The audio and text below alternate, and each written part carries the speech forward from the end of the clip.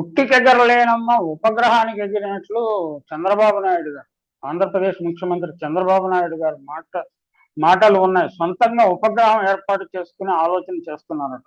అంటే ఉపగ్రహానికి మరి వేల కోట్లు ఏం ఖర్చు కావు, వందల కోట్లు కూడా ఖర్చు కావు. చెయ్యొచ్చు, కానీ అవసరం ఉన్నదా లేదా అనేది ఆలోచించాలి. రాష్ట్ర అవసరాల కోసం సొంతంగా ఉపగ్రహాన్ని ఏర్పాటు చేయాలన్న ఆలోచన ఉన్నట్టు సీఎం చంద్రబాబు నాయుడు గారు తెలిపారు. అంటే తాను హైటెక్ ముఖ్యమంత్రి అని చెప్పుకోవడానికి, తనకి ఇప్పటికే ఉన్న పేరును మరింత బలపరుచుకోవడానికి ఆయన ఇటువంటి ఆలోచన చేస్తుంటారు, ఇటువంటి ప్రకటన చేస్తుంటారు. దేశవ్యాప్తంగా దీనికి పాజిటివ్ కవరేజ్ వచ్చేలా చూసుకుంటాడు. అవసరమైతే రాష్ట్రంలోని 3 ప్రాంతాలకు 3 ఉపగ్రహాలను ఏర్పాటు చేయవచ్చునని అన్నట్టుగా ఈనాడు పత్రికలో కథనం వచ్చింది. ఇంతవరకు ఇండియాలో జరగని ఒలింపిక్స్ 2018లో అమరావతిలో పెడతాను అని నాడు సీఎం చంద్రబాబు చెప్పారు. ఇప్పటికే గుజరాత్లో 2036లో ఒలింపిక్స్ ఏర్పాటుకు అవసరమైన సన్నాహాలు మోడీ ప్రభుత్వం ప్రారంభించేసింది.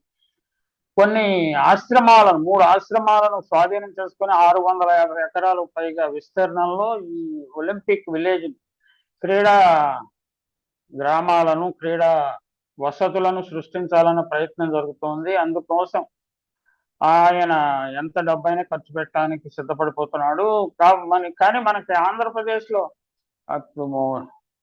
క్రికెట్ స్టేడియం పెడతాన్నారు కదా. క్రికెట్ స్టేడియం అప్పుడు మోడీ క్రికెట్ స్టేడియం అప్పుడే ప్రారంభం అయిపోయింది. అక్కడ మోడీ క్రికెట్ స్టేడియం పక్కనే ఈ ఒలింపిక్ స్టేడియంలన్నీ నిర్మించే ప్రయత్నాలు కూడా ప్రారంభించాయి. అయినా కానీ 2018లో అమరావతిలో పెడతానని చంద్రబాబు గారు అప్పుడెప్పుడో చెప్పారు కదా. అంటే కొంచెం తెలిసిన వాళ్ళు నవ్వుకుంటారు.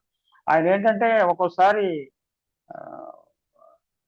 వాస్తవ పరిస్థితులు గుర్తించకుండా మాట్లాడుతూ ఉంటారు. అది ఆరోగ్య సమస్య అని కొందరు అంటారు, కొందరు లేదు ఆయన కావాలని అటెన్షన్ డైవర్ట్ చేయడానికి వేరే వేరే అంశాల మీదకి దృష్టి మళ్లిస్తాడు అని కూడా చెప్తూ ఉంటారు.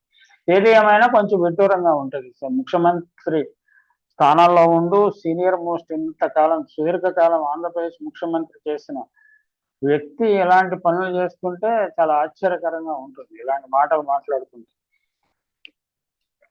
తాజాగా ఆయన టూరిజం తప్ప ఏ ఇజం లేదు అని నేను ఎప్పుడో చెప్పాను. 1990 దశకంలోనే చెప్పాను. ఇప్పుడు సిపిఐ ఎమ్మెల్యే కూసంనేని సాంబశివరావు గారు తెలంగాణ అసెంబ్లీలో చెప్పారు. నేను ఎంత ముందు చూపున్న మనిషినో మీకు అర్థమైంది కదా అని కూడా చెప్పుకుంటున్నాను. టూరిజం తప్ప ఏ ఇజం లేదు. మరి ఈ మధ్యలో చాలా కాలం అప్పుడు అధికారంలో ఉన్నారు, తర్వాత అధికారంలో ఉన్నారు. ఇప్పుడు టూరిజం వల్లనే అపారమైన ఇన్కమ్ వస్తున్నదా ఆంధ్రప్రదేశ్కి? సినిమా రంగాన్ని ఆంధ్రప్రదేశ్కి తరలించే ప్రయత్నం చేశారా? ఆంధ్రప్రదేశ్లో టూరిజం అభివృద్ధి చేయడానికి ఏమైనా కృషి చేశారా? గతంలో కొంత కృషి చేశారు, కానీ దాన్ని ఏమైనా కొనసాగించారా? 2014లో అధికారంలోకి వచ్చిన తర్వాత ఇప్పుడు దానికి ఏమైనా ప్రణాళిక ఉన్నదా? హైదరాబాద్లో స్థిరపడిన తెలుగు సినిమా రంగానికి అధిక ఆదాయం వచ్చే ఆంధ్రప్రదేశ్ రాష్ట్రంలో సినిమా పరిశ్రమను ఏర్పాటు చేయడానికి ఏమైనా ప్రయత్నం చేస్తున్నారా? కలెక్టర్ సభలో చంద్రబాబు నాయుడు ఈ అంశాలను పరోక్షంగా ప్రస్తావించారు. మెదడుకు పెదను పెట్టండి, విజ్ఞాన ప్రదర్శన చేయవద్దు. అంటే కలెక్టర్లు ఏదో తెలివిగా మాట్లాడుతున్నారు, కానీ మీరు మెదడుకు పదును పెట్టి పనికొచ్చే ఆలోచనలు చెప్పండి అంటున్నారు. 40 ఏళ్లుగా ఉపన్యాసాలు వింటున్నా. ఈయన కలెక్టర్ల ఉపన్యాసం వింటున్నాడు, ఈయన ఉపన్యాసాలు ప్రజలు వింటున్నారు. ఆయన ఏం సాధించాడు? జీడిపి వృద్ధి సాధించాడా? సంపద సృష్టించాడా? సృష్టిస్తే ఎవరికి సృష్టించాడు అనే ప్రశ్నలు కూడా తలెత్తుతున్నాయి. కోనసీమ అందాలు సినిమాలో చూస్తున్నాం, కానీ తలసరి ఆదాయం ఎక్కడుంది? దానికి ఎవరు కారణము?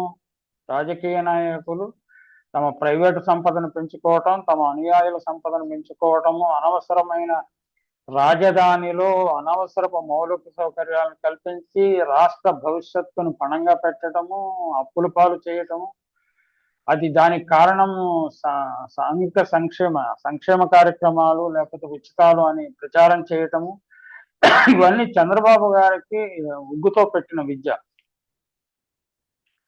శ్రీకాకుళంలో మంత్రులు ఉన్నారు, కానీ అభివృద్ధిలో జిల్లా అడుగున ఉంది. అంటే దీనికి ఎవరు సమాధానం చెప్పాలి?